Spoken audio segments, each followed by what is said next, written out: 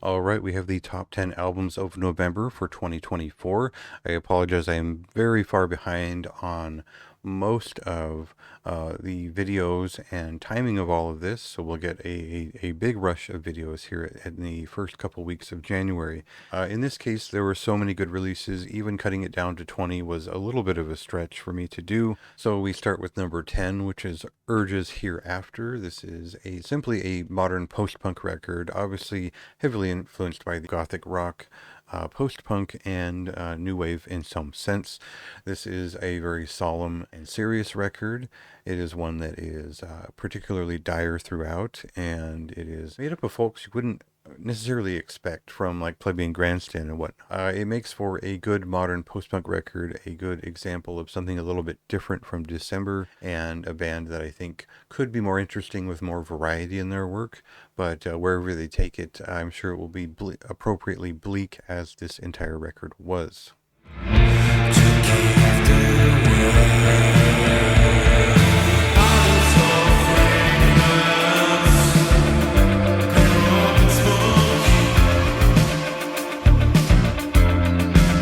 I've been a fan of Athens, Greece-based thrash metal band Violent Definition for quite some time, since 2021 or so. So I was glad to see they kind of finally made it happen, but I didn't really know what to expect in terms of this being a huge step up from their past work. The production values are surprisingly fine. This is very much a classic late 80s, early 90s thrash metal record. It takes heavy influence from the Bay Area, and it has riffs. This is one of the better bands doing it today.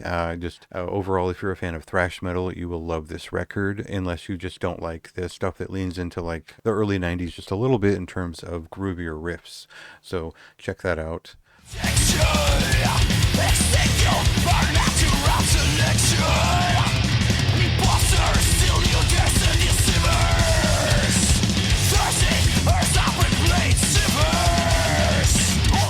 I've been following Dievol's discography for quite some time, and I found that some of their records I'm just extra passionate about. I think they're just fine examples, and other ones I think add more to the entire story. And I couldn't really decide whether this was a record to complete a trilogy and finish a story, or whether it felt like a leap, a jump, or just a better record in general. And when I listened to the two records they'd done before this one, I found that this is the one that I got the most excited about returning to. It is the most melodic. It's got very strong use of different types of their vocal register. It feels like they stepped up every part of their sound and improved on a lot of what they'd been doing for the last two records. And it's sort of a dramatic finish. It's a darker end to it, and I think it's really appropriate and just one of the better black metal records of the year for my taste.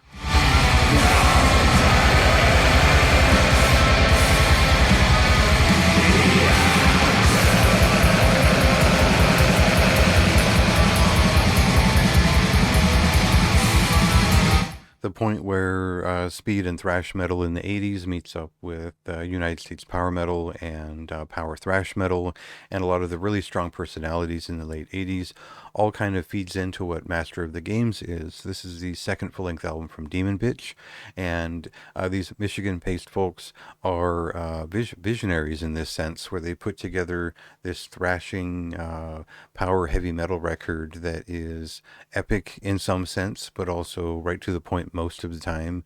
It shreds. It's got all kinds of vocal theatrics throughout. They're pulling out all the stops and making one of the bigger heavy metal records of the year just with this.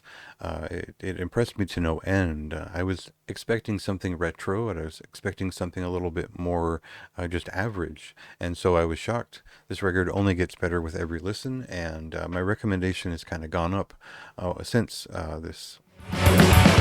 I hear the word of the master of the game, that I rule the day, that the pieces fall in place. Oh, but you'll let it go, one of these. If you were as big of a fan of Hellenic black metal and Greek black metal in general, you'll probably get at least a little bit excited hearing that there's a new Yacht Area record. This is Jim Mutilator, who is kind of a legend in terms of starting up Barathron and Rotting Christ and contributing quite a bit to the latter in all of its earlier stages throughout the 90s. There's a lot to expect from this band. After the first record featured the Magus on vocals, it was a modern take on what Hellenic black metal was, and this record kind of pulls back towards expectations as a fan, where it does feel it's much more like a '90s Hellenic black metal record, given some modern polish and some broader ideas in terms of generating atmosphere. It is very much for the classicist, but also someone who wants the modern conveniences of production, and it finds its sound idiosyncratic through its composition and not its sound design as much. So it's just a strong melodic black metal record at the end of the day. It is exactly my kind of thing, and I was excited to listen to it every time I picked it up. We're all to understand in the tongue of prayer, uniting sin.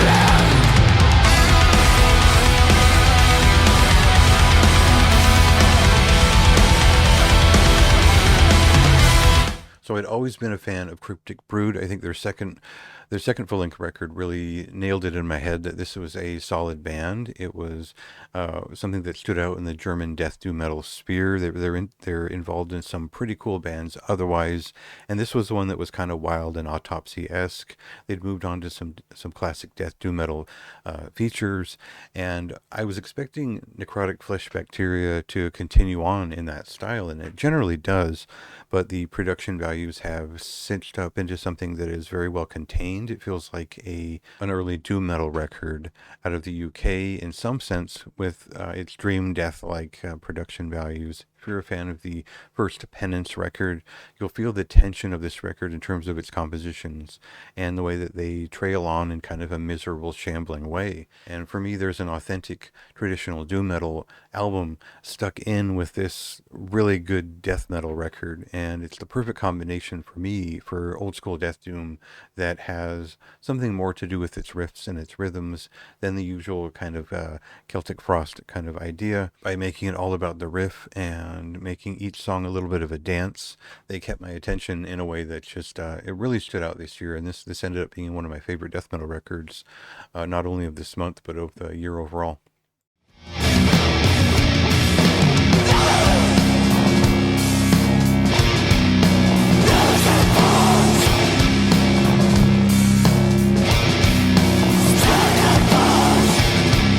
The latest album from Mephitis is expectedly fine work. It's above average in every way. It's one of the most impressive bands out today, and I'm glad to see them in a state of flux, making an attempt at analog recordings, on shedding their skin a little bit more, showing off some of their songwriting skills beyond their technical prowess.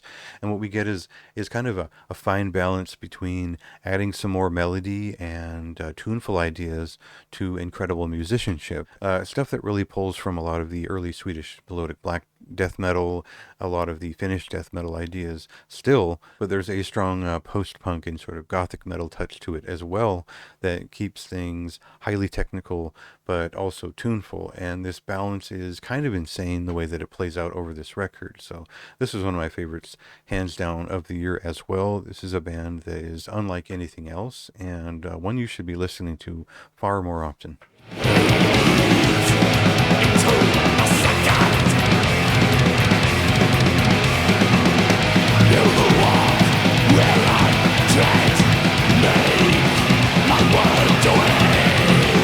Now, the main reason that I put Defeated Sanity on this list is not only is this a great record, it's a little bit of a throwback to their classic sound, but I have nothing but positive nostalgia for the time that I've spent with Defeated Sanity. I think this is a band that is always worth my time. It's always a completely brutal experience that has a little bit of an old school sense, but also creates something that is a volatile, visceral feeling compared to anything else out there.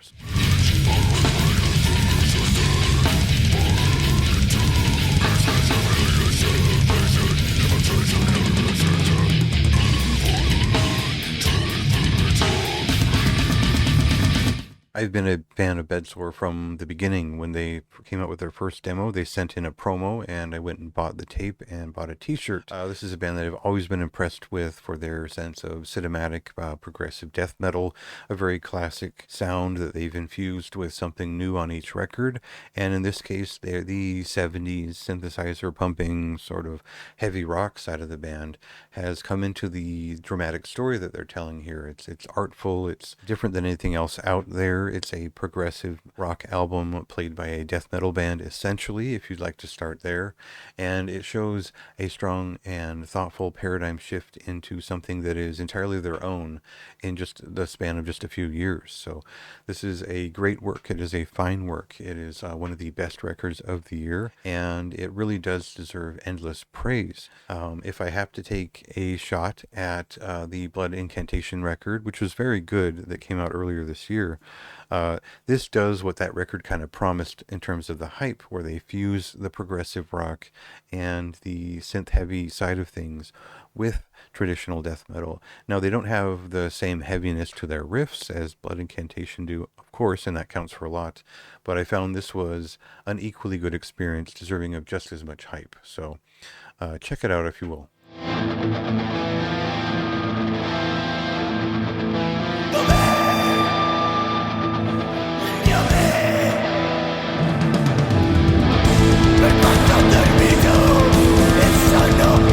Now, not that I'm a masochist or anything like that, but I think that when there's so much depth to a record that can be perceived, I think I sort of enjoy drowning in it for a while, inviting the chaos in and letting it hit me, and getting the effect that you would just get from relaxing with a record than you rather would studying it off the bat. And I think the way that Mitochondrian's Return hit me was it was almost like an illness creeping in. It was a sickness that turned into awe, and just being impressed with the way it was put together, because it feels like there are parts of this record that were improvised and pieced together.